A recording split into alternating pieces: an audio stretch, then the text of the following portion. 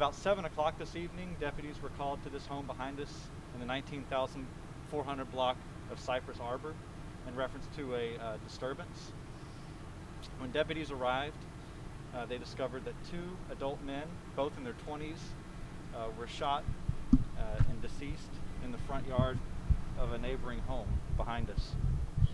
Subsequent investigation revealed that one of the men had come to the home to confront the other over a relationship that they were having with the same woman.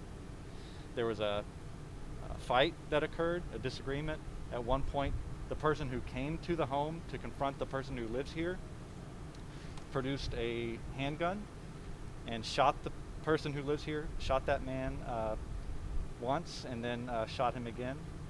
And then he turned the gun on himself, is what our investigation has shown at this point.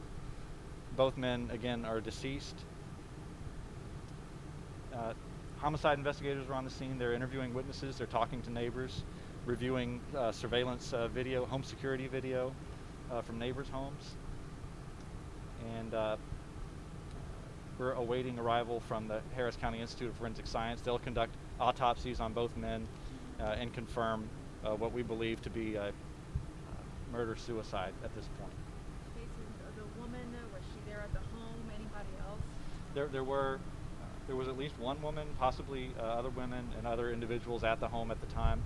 So there were witnesses to what happened. And I guess it was like you said, it seemed like it was just between these two people, nobody else had the gun pointed at them or anything like that. Any other danger to the community? No indication that anyone else was harmed or threatened, and we don't believe that there's any danger to the community at this point. It's just such a sad situation here. I mean, when we arrived on scene, sadly we saw the victims in the front yard. It's an awful situation, and you know, whether you technically want to consider this one domestic violence or not, this is obviously, you know, that's the kind of situation that we've seen so much of this year here in Harris County.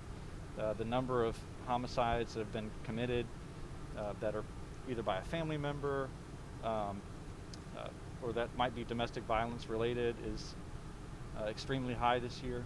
We continue to see it, and it's just a tragedy for everyone involved, and our thoughts and prayers go out to the families of the people who have lost their lives tonight.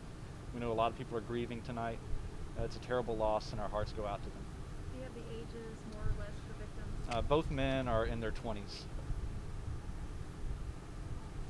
the girl that was in the middle of all of this, has she kind of been helping you guys out?